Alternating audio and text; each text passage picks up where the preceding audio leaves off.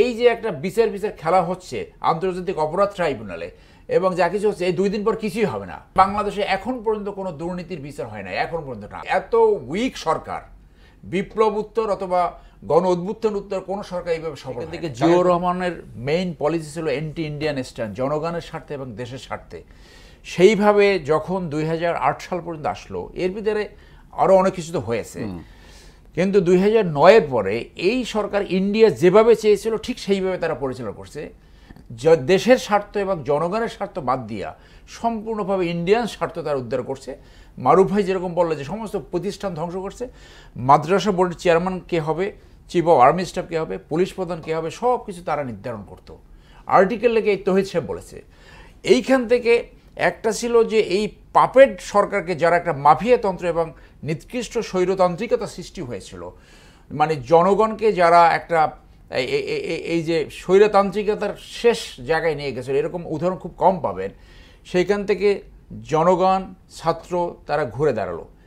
আশাটা ছিল যে একটি এমন একটা সরকার হবে যে এটা একটা মিক্সার হয়েছিল। আমি এটাকে বিপ্লব বলি।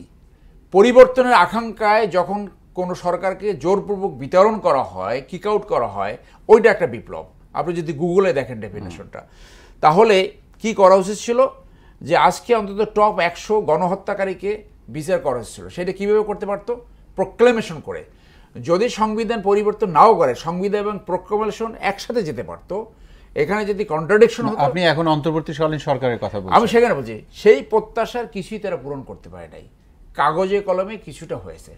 ইয়েস, কিছু আপনি অনেক স্বৈরতান্ত্রিক সরকার যে বাজেট করে গিয়েছিল কিছু কাজের জন্য, প্রকালনের কিছু কমিয়েছেন, এগুলো কিন্তু ভিজিবল না। মানুষ এটা দেখে না। মানুষ দেখে সুশাসন আছে কিনা, ন্যায় বিচার আছে কিনা, মধ্যকথায় ঘুষ কমছে কিনা, নাগরিক অধিকার, সাংবিধানিক অধিকার আমি ঘুষ ব্যতীত আমি পাই কিনা, কিছুই হয় নাই।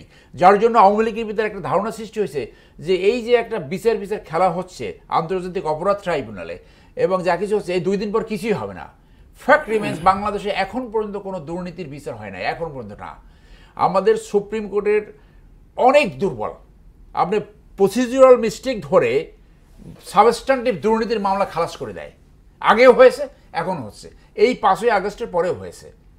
সো এখন এই ক্ষেত্রে যদি আপনি দেখেন কি পড়তে হয়েছে, কয়টা কমিশন হয়েছে। যে আপনি কি মনে করেন কথা বলছি, যেটি আপনি বলছিলেন, আমি সেই জন্য বলছি যে এই সরকার এর ব্যর্থতা, সরকার গঠন করার ভিতরেই ব্যর্থতা সৃষ্টি। এত উইক সরকার, বিপ্লব উত্তর অথবা গণ অভ্যুত্থান উত্তর কোনো সরকার এইভাবে সফল হয় নাই। তাদের প্রতি প্রত্যাশা থাকে অনেক বেশি, অনেক বেশি প্রত্যাশা থাকে। 2 নম্বর হলো যে তারা যে সময়টা নির্ধারণ করছে, এই অল্প সময় কিছু করাও সম্ভব না।